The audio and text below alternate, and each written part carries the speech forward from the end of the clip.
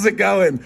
This is Cody Ades, Colorado Native Realty. We're going to do a maintenance minute with you today, sprinkler startup. So first thing you want to do is find your backflow. Your backflow here will have, for winterization, you should have all your ball valves kind of partially closed, so that way none of the water freezes in behind there and causes them to split. And then you should have a pipe that's going into your house and one that goes underground into the sprinkler control boxes.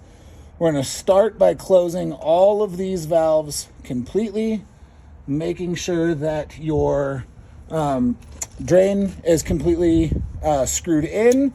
And then the last is your blowout connection.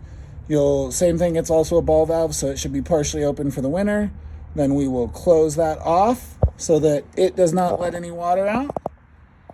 And then we'll go downstairs and find the sprinkler valve to start up the sprinklers. Somewhere in your house, probably pretty close to the water meter, you're going to have a separation.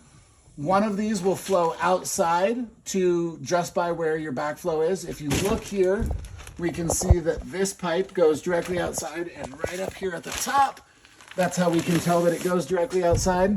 So as you're following it down, there's also a drain on this pipe. You want to make sure that is closed. When you're winterizing, you'll be draining all of this and doing it in reverse.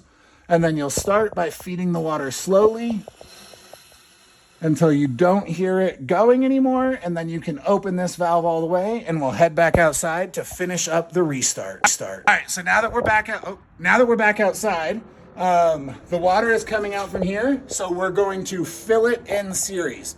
So we'll start by opening up this valve. On the first valve you open up before your backflow, you're gonna wanna do it a little quick, because if you don't, sometimes it'll continue to bleed out of the backflow, because the backflow needs pressure. We forgot to close this valve, but now we know we have water.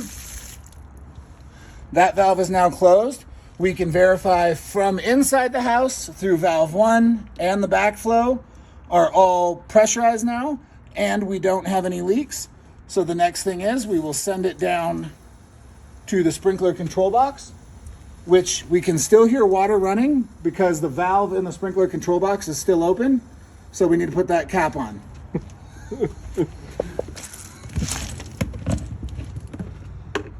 Maybe it was just charging.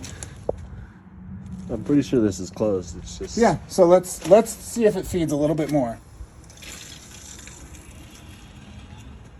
Oh, yeah, there was just plenty of volume left to get water in there.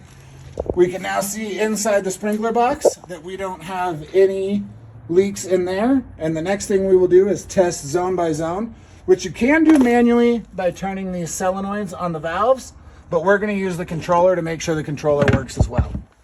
All right, so when you get to your rain or your sprinkler timer, there should be something in here for manual water. They all will look a little different. Some of you might even have an app on your phone.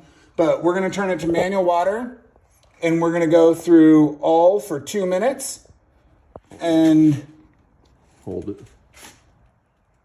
Now it is started, and so we'll go check to make sure the zones are working.